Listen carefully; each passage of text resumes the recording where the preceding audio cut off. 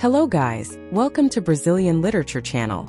The Modern Art Week of 1922 is often seen as Brazilian Big Bang of art, but what happened after the week of scandal and poetry readings in the Municipal Theatre ended? The story of Brazilian modernism is not a single act, but a play in 3 parts. Today we're exploring the second half of this revolutionary movement. We'll follow 2 great figures, Anita Malfatti, the misunderstood pioneer, and Tarsila do Amaral, who became the movement's most famous face. We will see how the initial phase of destruction gave way to a search for a truly Brazilian identity, culminating in the radical idea of cultural cannibalism. Anita Malfatti is rightly called the precursor of modernism. Her infamous 1917 exhibition, harshly criticized by Monteiro Lobato, lit the fuse that exploded in 1922. At the Modern Art Week, she presented 20 works, including the striking The Yellow Man. But Malfatti's journey didn't stop there. After the initial phase of destruction, from 1922 to 1930, her art evolved.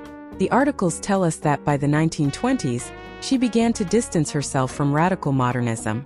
She moved away from the expressionist deformations and thick, wavy contours of her early work. Her later phase shows a new interest, fauvism with its intense colors, but more importantly, she turned to regionalism and a dialogue with classical painting. Her mature work became more spontaneous and independent of foreign movements.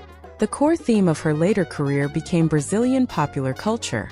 Anita Malfatti, who painted with her left hand due to an atrophy in her right, stopped shocking the public and started celebrating them. She died in 1964, leaving behind a legacy not just of rupture, but of rediscovering the soul of the Brazilian people through folklore and simplicity. While Malfatti was finding calm, another artist was reaching the movement's peak. Tarsila do Amaral, unlike Malfatti, didn't actually participate in the 1922 week. She was in Paris studying at the Julian Academy.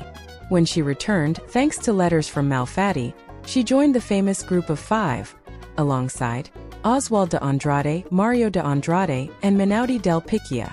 This is the beginning of the second half of modernism. Tarsila traveled through a part of the Brazilian countryside, between São Paulo and Minas Gerais, in 1923. She wrote home, "I feel more and more Brazilian. I want to be the painter of my land." This led her to the Pau-Brasil phase, 1924–1928. She applied caipira colors rejected by academics, with cubist geometry. She painted the urban São Paulo and the rural Morro de Favela. But the true turning point came in 1928. She painted a birthday gift for her husband, Oswald de Andrade, a giant figure with a tiny foot, sitting alone under a blazing sun. She named it Abaporu from Tupi-Guarani, the man who eats people. This painting changed everything. It inspired the Anthropophagic Manifest. The idea was radical. Brazil would not simply copy European culture. Instead, we would devour it. We would swallow cubism, surrealism, and expressionism, digest them and excrete something entirely Brazilian. This anthropophagic phase, 1928–1930, is Tarsila's greatest legacy. Her canvases became mystical, oniric, dense. The colors were exploded. Reds, purples, greens, yellows. Look at A Black Woman, 1923, An Anticipation, The Egg, The Moon, Forest. This was the second half of modernism reaching its intellectual peak, the creation of a genuine national art through the ritual of cannibalism. But the feast couldn't last forever.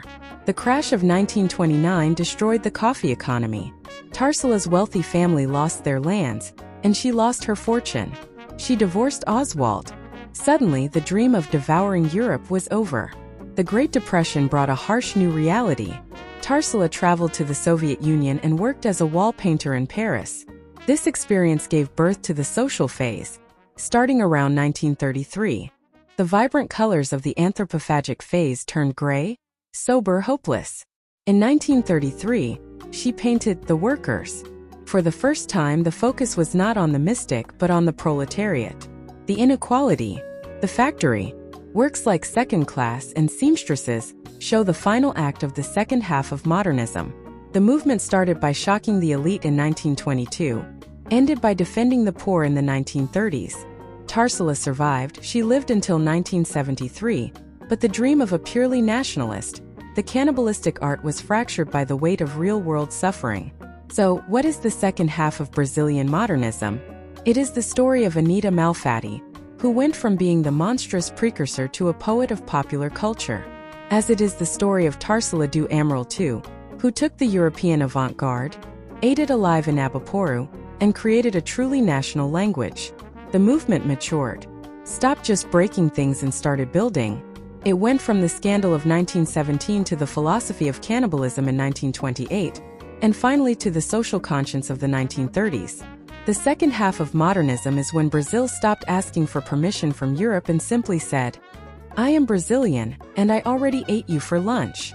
Thanks for watching. If you like this kind of educative video, please don't forget to give us the like. Write a comment below and subscribe for more content.